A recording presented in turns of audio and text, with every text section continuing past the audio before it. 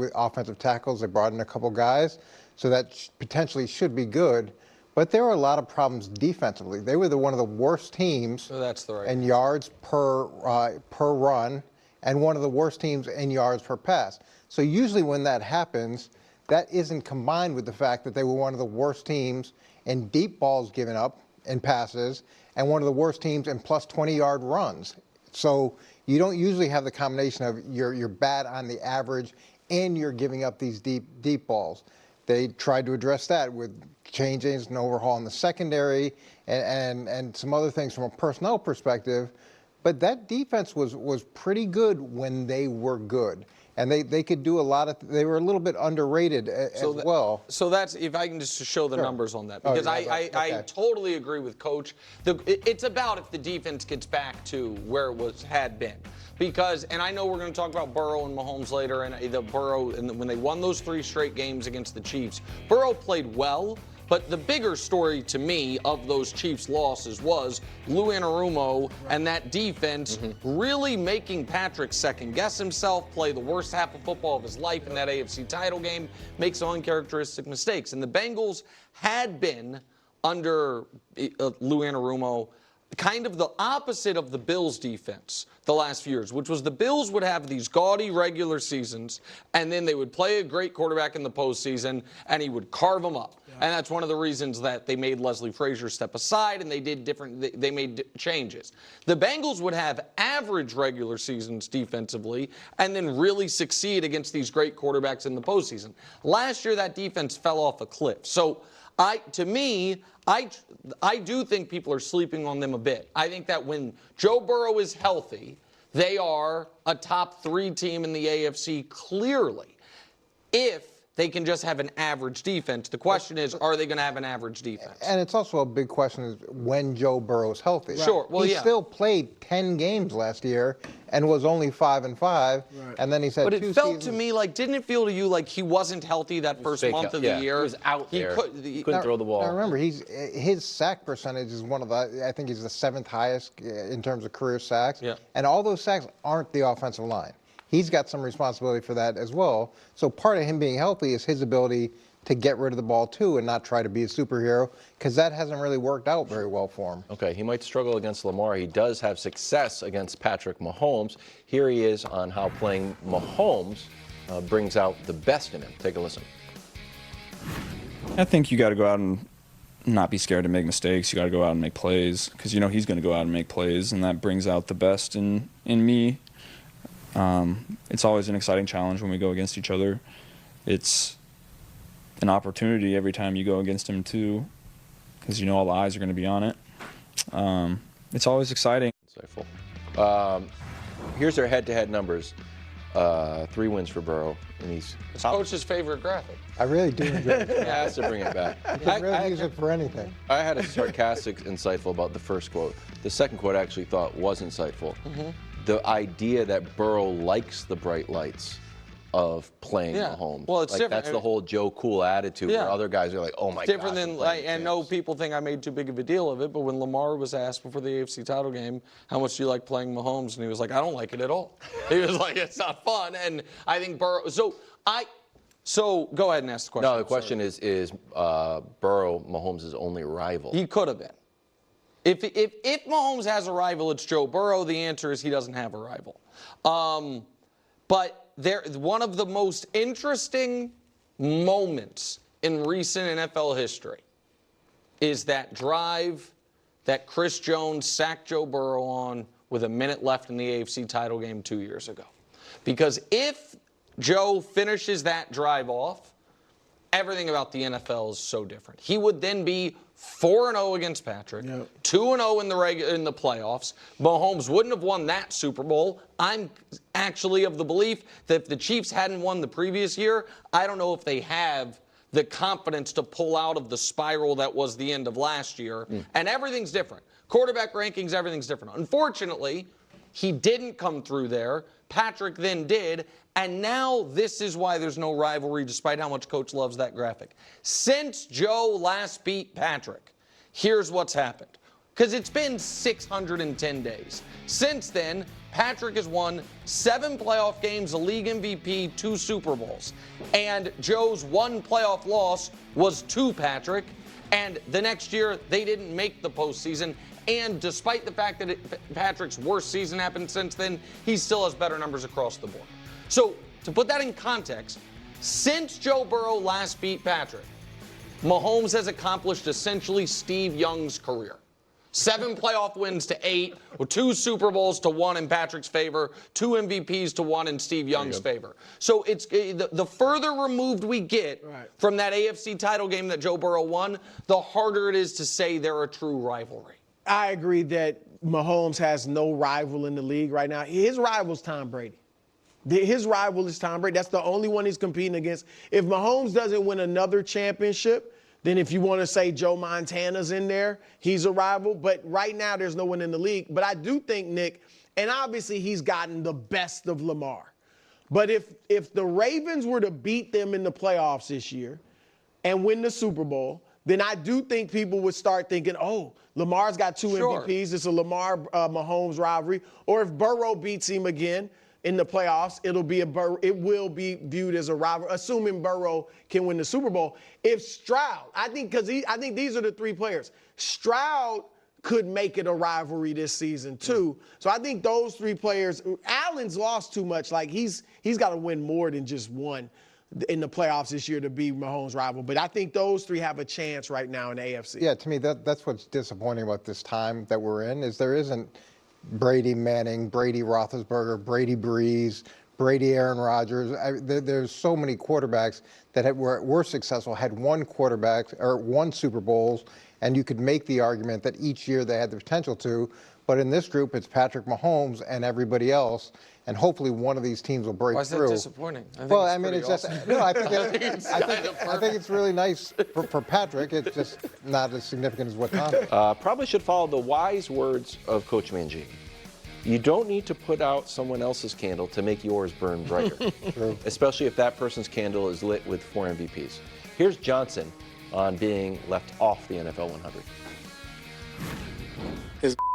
There ain't no way. I don't know how you make Pro Bowl, All-Pro, and you're not a top 100 guy. I could have been 101, I guess, but Aaron Rodgers didn't even play in the season. He was voted. So, hey, everybody make mistakes. It ain't just the media that do it. The players, clearly, if they voted for this, they made some mistakes.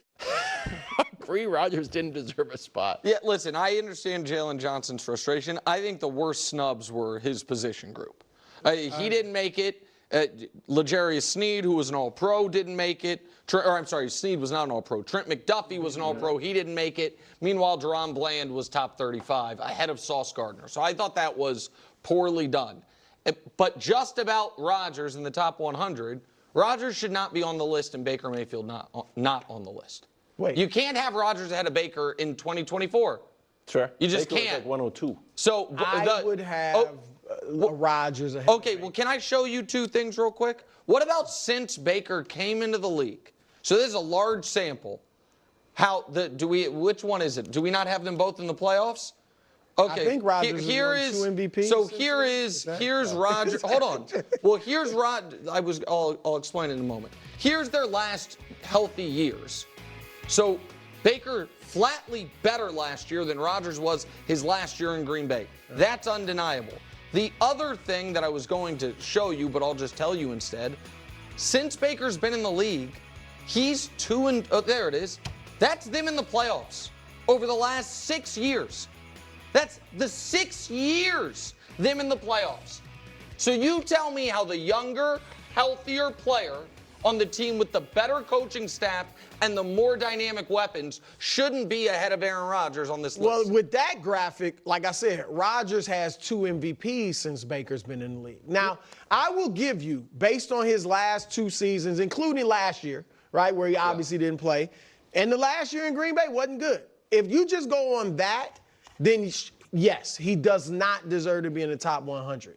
But I still am not ready to write off Aaron Rodgers. And maybe he'll be a dud this year and we'll be done with him. But right now, with him being engaged, and I know he's still quirky and crazy and all that, but with him being engaged with those weapons, here's the thing, Nick. If Baker Mayfield was quarterback of the New York Jets, do you think people, and you might think these people are crazy for thinking they got a shot at getting to the Super Bowl with Rodgers, do you think anybody, if Baker Mayfield was their quarterback, would be thinking the Jets had a chance to get to the Super Bowl? No, but I don't think they have a chance to get the Super Bowl. But there are a number of people that do give them a shot. Yeah, the first thing I'd say is for Jalen Johnson to not worry about a poll. Like, you want your corners to not be frustrated by things like that. So that would be the first thing I'd say. And then the second thing I'd say is if you put those two options in front of 32 GMs, where for this next season you can have Baker or you could have Aaron, I would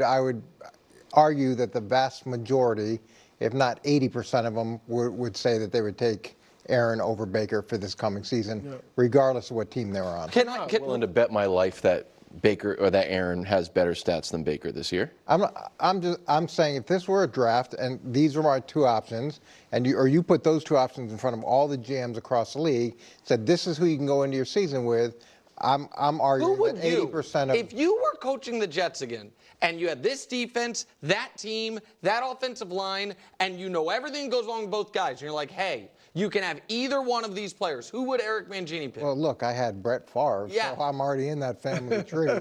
Now, unfortunately, I have a house because I have. It's been hard to sell. That being said, while he was healthy, he was really good, and I would probably take Aaron Rodgers. Coach, you got to get rid of this house. I know. Well, it wasn't the real estate market has gone up and down. You should have been able to unload this house. With any luck, at the end of this week, Jayden Daniels is going to play in the preseason opening game against the Jets, and he's fired up. Take a listen.